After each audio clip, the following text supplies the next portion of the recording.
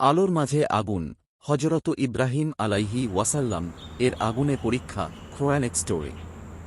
যখন সত্য কথা বলা হয়ে যায় অপরাধ, তখন সত্যবাদীদের জন্য আগুনও হয়ে যায় শান্ত।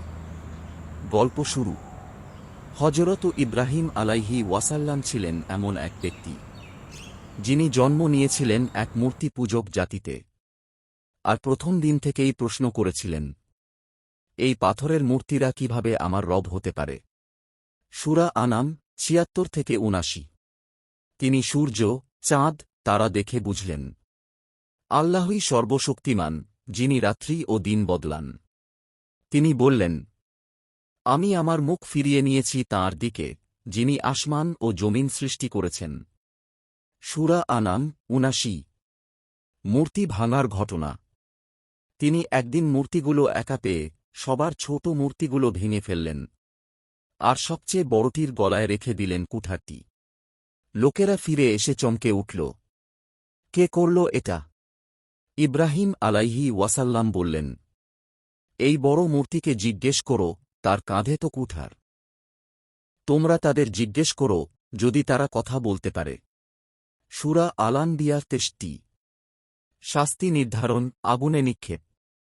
বনী ইসরায়েলের নেতারা বলল, একে জ্বালিয়ে দাও, আগুনে ফেলে দাও। তারা তৈরি করল এক বিশাল আগুন, তাকে নিক্ষেপ করার জন্য মঞ্চ বানাল। আশপাশের পাখি পর্যন্ত আগুনের তাপে ঝলসে যাচ্ছিল। ইব্রাহিম আলাইহি ওয়াসাল্লাম এর মুখে তখনও কোনো ভয় নেই। তিনি বললেন, আমাদের জন্য আল্লাহই যথেষ্ট, তিনি সবচেয়ে উত্তম কর্মনির্বাহী। বুখারী ৪৫। অলৌকিক ঘটনা।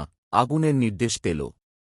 যখন তাকে আগুনে ছুঁড়ে ফেলা হল, আল্লাহ তখন আগুনকে একটি হুকুম দিলেন, হে আগুন, তুমি ইব্রাহিমের জন্য শান্ত ও নিরাপদ হয়ে যাও।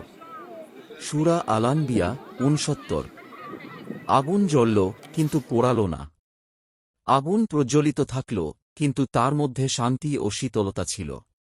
সেই আগুন হয়ে উঠল এক আলোকিত উদ্যান। যারা আল্লাহর উপর ভরসা করে, তাদের জন্য আগুনও নিরাপদ হয়ে যায়। ঈমানের শক্তি আগুনের তাপকে পরাজিত করে। সত্য বলার মূল্য আছে, কিন্তু সেই মূল্যে আছে আল্লাহর সাহায্য। ভাই ও বোনেরা, আজকের দুনিয়ায় সত্য বলাও যেন অপরাধ হয়ে গেছে। তবুও হযরত ইব্রাহিম আলাইহি ওয়াসাল্লাম এর মতো সাহসী হও, তাহলে আগুনও তোমার শীতল হয়ে যাবে ইনশাআল্লাহ। কমেন্টে লিখে বলো, আমিও আগুনে তাওহীদের ফুল দিতে চাই। ভিডিও ভালো লাগলে লাইক করো, শেয়ার করো, ইসলাম প্রচারে পাশে থেকো। সূত্র ও রেফারেন্স: সূরা আল-আনবিয়া আয়াত ৬৯, সূরা আল-আনাম আয়াত ৭৬-৭৯, সহিহ বুখারী হাদিস ৪০০৫-৬৩।